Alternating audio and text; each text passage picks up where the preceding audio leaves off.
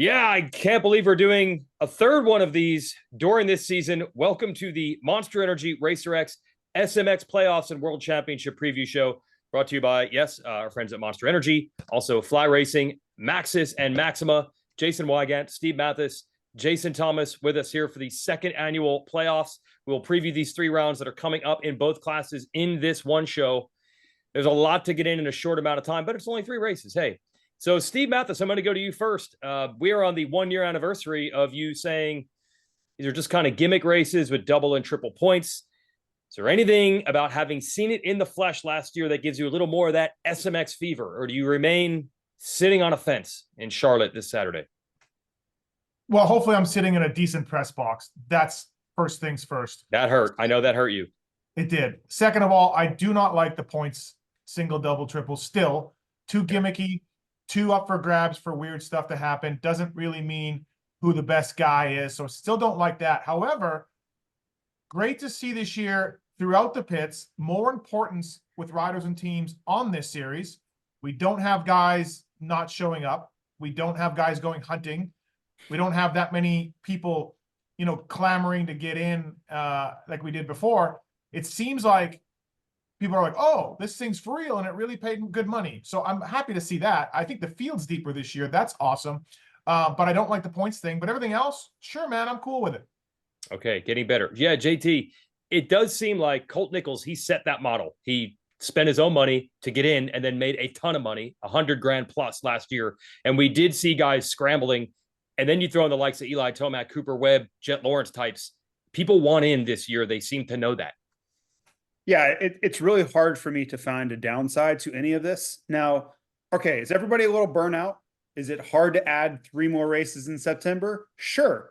But I think the powers that be have done a great job to give people a good reason to show up and race. And also, they've created a really fantastic series for us to be interested enough to watch. And to Steve's point about the point system, it's really hard to make that argument for me, because if you look at the way it played out last year, we were down to the final moto in both classes to determine who was going to be champion with this escalation of points. It could not have been a better first go round. So is it a little, off the grid as far as an idea? Sure. But I think it's very, very difficult to say that it didn't work in its first season. So by all accounts, I'm all in on this. I really think they're onto something with really on every front, the payout, the interest, adding another championship, and the way it went last year. Yeah, why not? Well, the way it went down to the final round, not because it was double, single, double, triple points, because it was just 3 races. If we just did single points, JT, this series would also go down to the final round. It would not have. That's not true. Absolutely. Why couldn't? No, it's not. It's what not if the guy wins the first 2? But if he wins the first 2 and he's only 10 up via the old point system, or 6 up, still coming down to the last race. The way that it went with Jett being down points going in and then having a really poor Charlotte, he would have needed a lot more help than he could have gotten in Los Angeles without the triple points. Look, it's still going down to the last race. It's a 3-race series. However, you're just not gonna look at that point at all. No, you're gonna say it wouldn't have mattered. It helped Jett Lawrence. Sure, it helped Jett Lawrence, but it's a 3-race series, so it's still gonna go down to the final round, close in points. No matter what point system you make it, it will still be down to the wire, no matter what happens at the final round. But we had years where like Ryan Villapoto goes into Las Vegas Supercross with a 10-point lead, and everybody's like, you just ride around. 10 points. 10 points. Might as well be 25. James Stewart in 09. James Stewart in 09, you just rode around. Pretty hard to get 10-point lead with 2 races. 2 firsts, and another guy gets second and a third. Sexton's going in with a 9-point lead over Jett already. Yeah, we do have seeding. Consider it 3.5 rounds. We do have seeding. And Jett Lawrence somehow, by the way, JT, is further behind in seeding points this year than last year. He didn't even race 450 Supercross last year. They combined the points together. There's so many points to be gained or lost in the 2-moto format outdoors. So he's in a hole. I think he's 9 points behind Sexton. But we keep doing the math on his time back. Steve, listen to this. It will be 66 days out of surgery for Jett to race. It was about 90 for Cooper Webb and Eli Tomac when they came back from thumb injuries, and they were not 100%. JT, you seem pretty firm in the idea of we're not going to see the Jett Lawrence that we're used to seeing right off the rip here. Yeah, listen, this kid's an alien. He's not normal by every definition, but this is a lot to ask. So can he come in and get some points at the first round, get a solid top 10? I think he's going to have some fatigue in that hand, just like we saw Cooper Webb with much more time to prepare at Unadilla. Yes. Is he going to be the Jett Lawrence of old?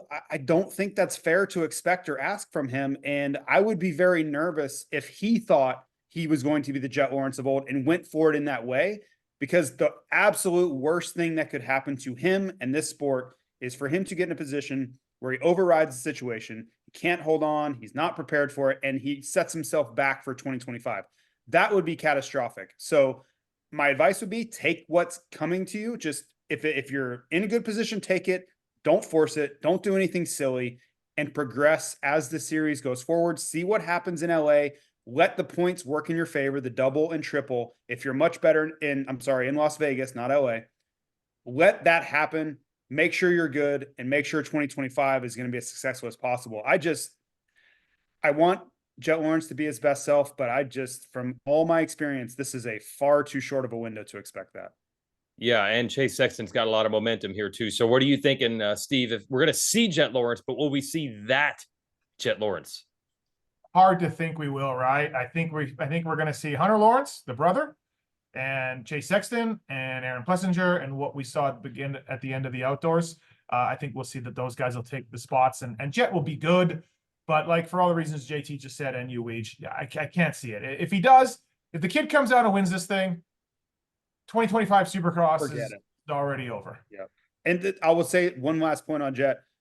The one thing we really have to look at is it's 20+1 twice. That's a lot to come back to. If it was a Supercross race and he could kind of hide a little bit throughout the day, ride practices, put in one good lap, do the heat race, which is 6 or 8 minutes, no big deal, right? And he can really protect himself from that exertion, and then just they shoot it up and numb it a little bit, give it, like there are ways to really mask that.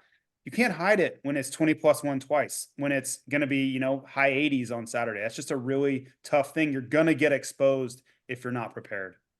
Yeah, we obviously have to give Sexton and Hunter and Aaron, the 3 guys that were top 3 in Pro Motocross, their due.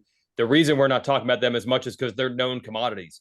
So, Steve, you're actually saying it's not just Jett. Ken Roczen's coming back. He had a long layoff with a broken leg. Tomac's coming back. Webb's coming back. They're not all where they probably want to be. So, Steve, you're saying that all of those guys, not just Jett, Roczen, Webb, Tomac, they're kind of on a back seat right now compared to the guys who just raced all 22 motos? Yeah, I don't see Jett coming in and getting second behind Chase Sexton. I really don't. I think those other guys will have something to say about that. I don't know about the Roczen thing, the Ironman, and the Unadilla performances were great, Weege. But I mean, Where do you stand, Weege? What do you think? Yeah, I think these guys are just good, and that's Weege's take. Yes, you think these guys are good. Good riders are good. Yes, yeah. I think they're good, and I think that overcomes a lot. Now, I was the one that went in the Supercross saying, Achilles injury or not, Eli Tomac is back, and it was not the same Eli Tomac. He was back, but he was not back. So maybe I should back off from saying that. But I don't. It's going to be tough to beat Sexton, I feel, but I don't know if I necessarily rank those guys that are coming back, Roczen, Tomac, Webb, Jett, behind everybody else. I could easily see them being on the podium, being second best guy. Sexton right now, momentum, that's going to be tough, but that's why I feel maybe I'm understating how injured they were. I'll paint a picture for you how it's going to go. Jett's going to get a great start.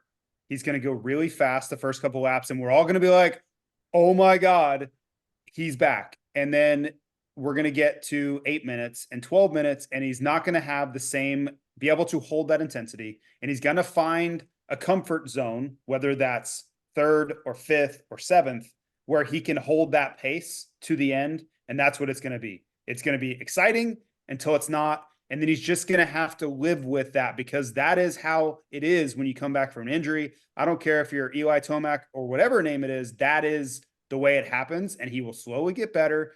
The question is he good enough at Dallas and then at Las Vegas to make up for what could be a mediocre day? I'm almost positive that it's going to be a little frustrating for him at times on Saturday, because he's going to have to lay up. You know, it's interesting that you're pretty much describing exactly what we saw second moto of Hangtown. There were maybe 8 to 10 minutes where you're like, wait a minute, is he still going to win this moto? And then he was better at the next nationals. He even won them overall. But Sexton just beat him down the stretch at Southwick. Sexton passed him at High Point. You were kind of seeing that in a smaller dosage, right? Even outdoors. He was good, but he wasn't good for the whole 30 after the big crash. So There you go.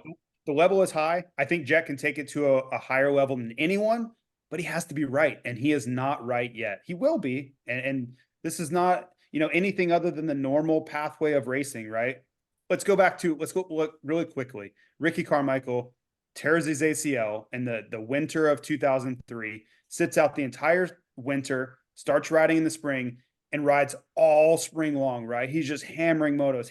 And he comes back and he kills everybody all summer long in 2004. That's how it's done when you have time. This isn't that. This is, I'm going to rush back in 3 weeks. No one thinks it's a great idea to go racing already, but this is what he's been asked to do. So I think that's what it's going to look like. It's going to look like it's been 3 weeks. Hey, Steve. So JT and I, as you know, are lucky enough to be on the broadcast team for these shows. They have not called you to be on the TV broadcast, right? Still haven't gotten that call? I was on Mav TV, over the air TV. I had a show all season long. Yep. No, I'm very familiar with TV shows. Yep. That's still happening? We're in a hiatus. Okay. Our colleagues, we were in some calls, some meetings. We like to have a lot of calls and meetings. James Stewart, Ricky Carmichael both said in some ways there is actually pressure on Chase Sexton because almost to the point you made, if Sexton doesn't win now, that is really going to be a long off season for him. Are you worried at all for Sexton to be like, he is totally playing with house money. He has the momentum. Half of his competitors aren't even 100%. Is almost a little worry if he doesn't deliver because there's really no excuse at this point. Not worried, but like I said, he's got to win this thing. Yes. He's riding really well. I do look forward to the inevitable bike setup questions because we have a hybrid track as we did last year, and we'll all be talking about that a little bit on rider setup, and Chase will be one of those guys that dives into it. Thankfully, he'll be pretty honest about it as he normally is. But I do think he's a favorite. I think he'll win this thing. But like I said, not worried, but a slight concern, let's say, over that. But Hunter didn't have a great second moto at Ironman. Other than that, though, he's been fantastic. Yeah. And so I think he'll be right there. I think Aaron Plessinger will be right there. Justin Barsha's coming back. That's always exciting. And then, Tomac and Webb, right? Should be great. Should be great racing for all these guys. And further back in the field, the LCQ. I mean, can Dean Wilson repeat what the great Phil Nicoletti did and try to sweep all three LCQs? Justin Hill is showing up, and Weege. If I told you Justin Hill got fourth, if I told you he didn't qualify, you'd be like, yep. Yes. Yeah. The window is so wide there. It's going to be really difficult on us. We've got to try to figure out a way by the time we get to the final round of Vegas with the triple points to figure out. I mean, one pass in a moto could be worth 50 grand or something like that between that gaggle of guys. The difference between, like, say, getting 7th in points and 12th. Phil said that he lost 50 grand last year by not having like 5 points coming in. Like 5 points cost him 50 grand. So that's going to be wild. Steve, I know you're there for it. You do these Yamaha Pulp MX LCQ challenge races. You love to have the privateer guys on the show. Do you enjoy seeing these animals and what they're willing to do to make an extra 30 or 50 grand or whatever it might be just to get into this thing, and then what they'll do in the races? Yeah, it's great to see. I like that. I do like this format. Like, well, a lot of stuff with SMX that, as I said, I'm not a fan of, but I like hybrid tracks. I like, just you like hybrid tracks. Yeah, I think it's kind of cool. It kind of adds a neat little twist to it. Despite what Phil was complaining about last year, I like the fact that, hey man, you have 29 races to get in the top 20. And if you didn't do it, pound sand, you're in the LCQ all 3 races. I like that. And so I think that's really cool. We're getting the same guys, all 3 races, racing the LCQ. And like you said, man, stuff goes wild in those things. So both LCQs, like we did a Pulp Mix Fantasy podcast, and man, it's deep. Like they're like I said off the top, these fields are deeper than last year when they were kind of struggling to find guys. So we're going to get some great race in those LCQs. And they only take 2 because there's 20 automatically seated. So unlike a Supercross, it takes 18 out of the heats. 20 are already in. There's only 2 spots. Steve, you'll like this. While we did have Carmichael and Stewart talking about what it's like for, say, Chase Sexton, Jett Lawrence, Eli Tomac, the elite guys. Someone did ask Jason Thomas a question about being one of these privateers that can make a ton of money in this. So reflect on that, JT, and trying to get around that top 10 and all the money it would pay if you were in their shoes, which you used to be. I mean, it's a huge opportunity. There's really no, bigger prize in the sport for these privateers than this, right? You think about a 3-week stretch, what you have to do to get there. Who cares? Like I wouldn't care what you told me I had to do to get an opportunity like this. Colt Nichols will forever be the poster boy of this because of the things he had to do to get there. And then also the success he found in the series once he got there, from being out to being up 6 figures. That's a pretty wild swing. So, these guys should be very thankful. This wasn't always around. And it's a way for these riders to make more money in a 3-week stretch than they made the rest of the entire season. That's a really hard thing to find. Well, shout out our sponsors, then we'll talk 250. Monster Energy is our title sponsor of this. They're also fueling the finale of this at Las Vegas. Also Fly Racing, Maxxis, and Maxima.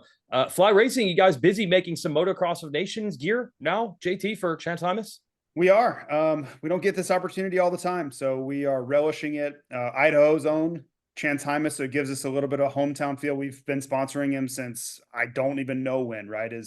His family owns a motorcycle dealership in Idaho, and we've been involved with them forever. So this feels like one of our own that we're getting to be on a part of Team USA with. So yes, we are very busy behind the scenes, making sure we do our part to make sure he looks right.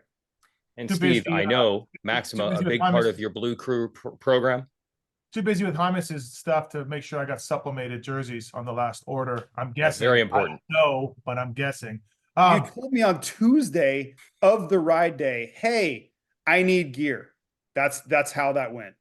That was real. He was talking about it for that weekend. Yes. Do you think if Hymas hit them up on Tuesday, it would be shot down?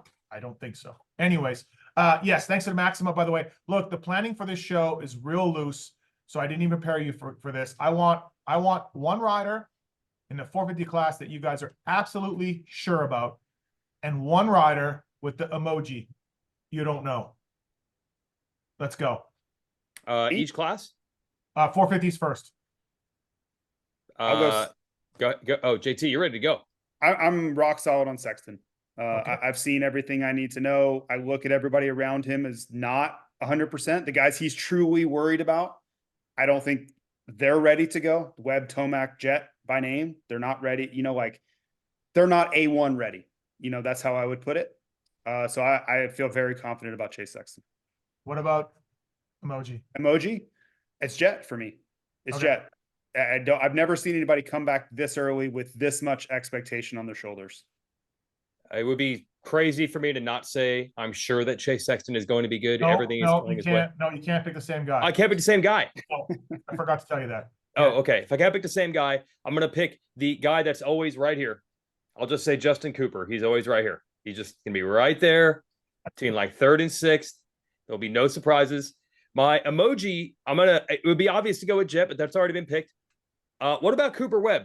We had a lot of Cooper Webb hype actually going into this last year. He was switching to Yamaha and riding Supercross most of the summer. Thought that was going to give him a leg up for SMX. Then they found out, they actually are hybrid tracks. And he was not even close, to be honest, to the point where the whole rest of the offseason after it, he got written off. Somebody didn't even put him in the first episode of our Supercross preview shows based on SMX and Paris not being good. He should be better this year based on the fact that obviously he got that Yamaha dialed and he was great in Supercross. But again, he had the injury, then a setback with the injury. And I'm still not even convinced that these types of tracks are just good with Cooper Webb under any circumstances. So as much as I want to see the Supercross Cooper Webb, who's a thorn in everyone's side, is good in the last lap, makes every race and every series dramatic right to the end. We love that Cooper Webb. I just don't know if we're going to see it. I hope so. What about you, Steve? The one rider I'm absolutely sure about is Phil Nicoletti. He will he's seated in. He will qualify 19th or 20th out of the pack, and then he will finish 13th or 14th, surpassing his qualifying while getting angry about his qualifying afterwards. So will there be one of the 6 starts where Phil rips one and battles the guys for a lap and a half? 100%. Okay. 100%. And then I kind of gave away my emoji guy. Ken Roxon, man. Don't know what we're going to see. He's back on a 450, obviously, but he, Kenny being Kenny, he was pretty open about, I got to figure some things out. Now, these races are in the middle of the day. They are going to be hot in Charlotte, Dallas, in Vegas. Two are, yeah. Okay. Vegas is night. Vegas is at night. Thankfully. Okay. That really throws me for a wrench. Anyways, so Kenny may feel these two motos in the heat in the middle of the day. So once again, Ken Roxon emoji. Steve, you may or may not have a Phil Nicoletti party planned at Huddle Brewing on Saturday night. And when we say Saturday night now in Vegas, we really mean Saturday night. Well, I talked to the great Skip Norfolk, and he says he's keeping it open till 4 a.m. Oh, okay. Okay, we're good. All right, we're good no matter what. Let's go to the 250 class. Haiden Deegan is last year's SMX world champ. He's also the 250 Pro Motocross champ. That makes it seem like a shoe-in. He's the #1 seed coming in. He stamped the final moto of the year at Ironman. But JT, if we go all the way back to Supercross, in fact, one of the three of us, not you or me, was even questioning how much better was Haiden Deegan outdoors than Supercross. We'll get to that third person in a minute. But for you, JT, is there any pause of like, hold on, he's not a Supercross champion, at least not yet. Let's not hand the trophy over. No, because these, he was the champ last year in this series. So let's remember that, right? So I just think he's the best overall rider, and that's what this series is supposed to be. It's supposed to be the hybrid of the two. And I look at where his confidence level is. He truly believes he's the best guy. No question. In his heart, there is no doubt, right? And these other guys would argue that. I'm not saying he's right, but he believes that. The one thing that could prevent him from winning these races and being champion again, in my opinion, the one thing would be poor starts. If he cannot figure the starts out, and he missed one, the second moto at Charlotte, he blew it. If he does stuff like that again, it could go sideways on him. If he's up front in the top three in most of these starts, he's going to win again and most likely be your champion again. Now to you, Steve. Do you want to give us the question that you were asking about Deegan in Supercross? I mean, it's been proven. Maybe you two can't get past the one name I brought up, and that was my mistake. I should have phrased it differently. Okay. But my point. Poor comparison. My point has been proven. He is better outdoors. And don't forget, this is called the Super Motocross series, which he won last year. So he should be fine because this has motocross in it. But I'm with JT. Like he's the favorite, right? He's going to defend this thing. He got the #1 on it. You look at the class. I got a lot of questions about Kitchen and Vialle and RJ, so on and so forth. But I don't really have any questions about Haiden Deegan. He's going to be really, really good. Hey, JT, speaking of Kitchen, he was much better this year overall. He won more races.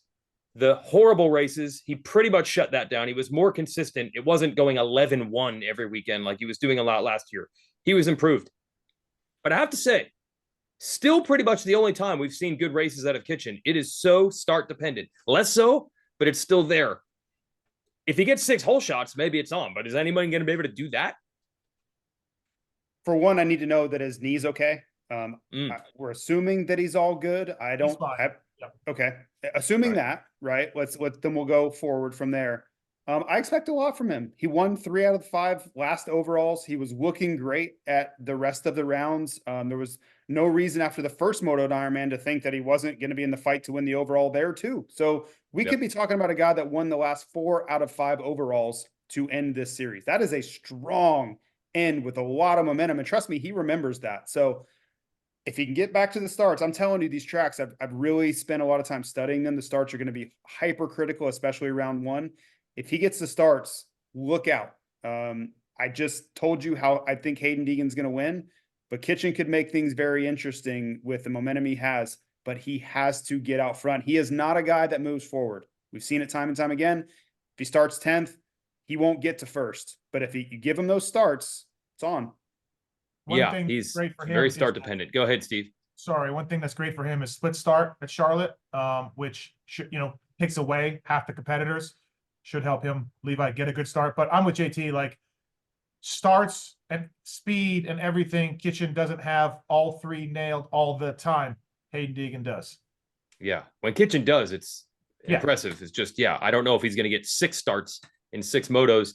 Obviously, Chance Hymas, we expect him to be good. He was really a breakthrough in motocross. JT, same thing. Supercross wasn't good for him, but that's not a worry here, right? Like, this is just a better Chance Hymas overall than we saw February through May, right? No, he's just better. Yeah. You know, when they first told me that they'd figured some things out with his diet that really allowed him to train more, have more stamina, which then unlocked all these other things, I kind of like rolled my eyes a little bit, which was completely wrong if you look back now. Like, whatever that was, and I know it's not my place to say exactly what they changed, but that was a huge moment in the career of Chance Hymas, because ever since then, he's just through the roof, right? Results, speed, confidence, points, championships, everything has improved since that moment. So I just think they figured it out, right? He's showing the promise of why he's on a factory Honda. There have been no times since then where I've kind of like, he's slipping back to the guy he used to be. It's been consistent all the way through.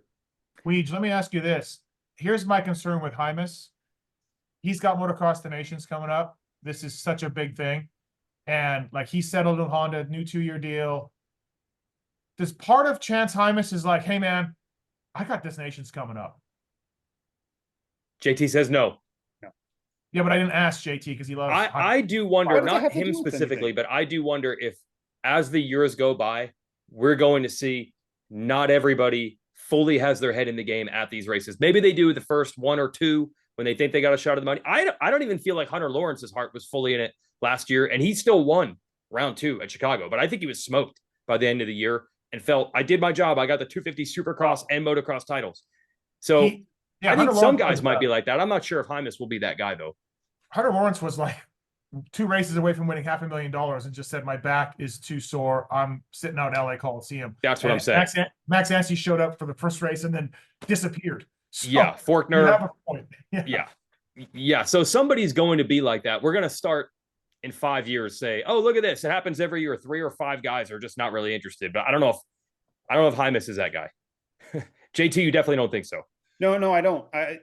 Motocross of Nations will come when it's time for it to come. It's going to happen in October, but between now and then, he has a lot to prove. Chance Hymas is still like, he needs to win.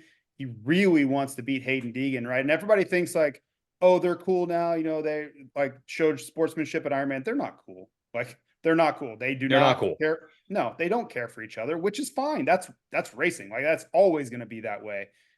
These guys want to go out and win the race, right? Like, if anybody thinks that he's going to hold back because of Team USA at Motocross of Nations, that's not how this works. Honda HRC wants him to perform at these races. Motocross of Nations, unfortunately, for a lot of people, is kind of an afterthought. Like, we'll worry about that when it's time. These races are a very, very big deal. These OEMs are all in on these championships. So yeah, I don't think you'll see him hesitate one bit. These OEMs are so all in, they're actually just not letting guys race for 2 years in a row. That's how all in these OEMs are on this series. They're just simply not letting racers race. SMX? Yeah. Well, we can give you like 40 guys they did let race, and there's like, I know, but I'm just saying, there's instances where teams are just not letting riders race these series 2 years in a row now, right? And that's fine, whatever. I take umbrage with the all in on this series. The OEMs? And Hymas is playing with house money here. He's had a terrific year, and he'll race Haiden next year. He's won Supercross, didn't win Supercross. He won heat races. He won outdoor motos. He's on Team USA. I would think that's a huge deal. I don't see Honda putting any pressure on Chance Hymas to win SMX. So I'm not saying it's pressure, but your official take is that Chance doesn't really care about SMX. Is that my official take is, I wonder if in the back of Hymas's mind, I do have a Motocross the Nations coming up, and I really don't want to get hurt. I'm just going to have to stay as far away from your side of that take as I can. That's not a take. I wonder. It was a take. I just wonder if that's on his mind. And let's ask him at the end of 3 rounds, hey, man, did that come into play at all? Okay, so if it goes poorly, you're going to go right over and say, hey, is this because you're thinking about Motocross of Nations? No, either way, good or bad. I'll be like, hey, man, did you think about that at all? Like, that's something that comes to mind where you want to make that race at Matterley because it's super. You can tell how important it is for Chance, right, multiple times. And I've seen how this goes with you, and you sell your side so hard to then present it that way. Ask the kid a question. I'm sorry I engaged in this topic. Yes, I'm so am sorry. I. There's one other rider we want to talk about. I would love to bring up Joe Shimoda here. This is Joe time. Late in the year, he rallies. He did it last year. He wins Ironman National. He wins the first SMX, but he broke his collarbone at Unadilla. He should be racing. Obviously, that's going to set him back. But let's get one other guy in. RJ Hampshire is the 250 West Supercross champ. He was not good in SMX last year. He showed some fire, though, as usual. Ironman getting on the podium, Steve. I'm going to tell you right now, this is my emoji guy right now. It is RJ Hampshire. He could win, or he could be terrible, or he could be somewhere with both at the same time, maybe. I don't know what to say about the 24. You took my emoji guy because I can't pick him now. That's Yes. totally. But dude, he's been off all outdoors, and RJ went RJ at the last 2 rounds, and he's full of energy, ready to go. Like he's 13th points. So someone smarter than me will have to tell me how many points down he is. It's like 14 or something. That's bad. Yeah, he's gonna be good because he's won a race because he's not worn down. He's fresh and he's one of the fastest guys in the class. So yeah, I predict RJ will do really, really well at these. Oh, okay. What do you say, JT? He should do fine. The improvement he showed from Budds Creek to Ironman was incredible, right? So when I say he's going to do fine, I think he'll be in the mix for podiums. I just don't know if he's ready to win. That is the question. That's a big step, right? You have to prove you're the best guy to win twice over, 20 plus 1 is a very long time. But he's going to be in the mix for sure. I've seen enough with another 2 weeks of riding to know that he will be in the mix, which if you told me that at Budds Creek going in, I'd be like, I'm a little nervous, but I'm reassured now. I am so here for RJ Hampshire and Haiden Deegan, both willing to be crazy, both not caring. I'm here for that. It's the one rivalry we haven't gotten. We have not had Deegan slander against Hampshire on a podium yet. I'm so here for that. If we get it one of these 3 races. Is there anyone who cares less? Like, you want to go to Crazy Town? Is there anyone who cares less about going to Crazy Town than RJ? That's it. That's why I'm signing up. Like, please give us this. Both guys. I'm hoping Hymas drops I'm here for the country on the podium. Also, that'll be fantastic if that'll get people talking. Yes. I can't talk to you about Hymas anymore. I'm done with that. Yep.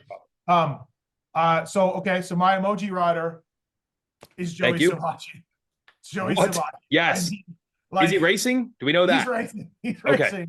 Yeah, man. I don't know. Like Joey's a really, really great rider. It didn't go to plan. And can SMX go to plan?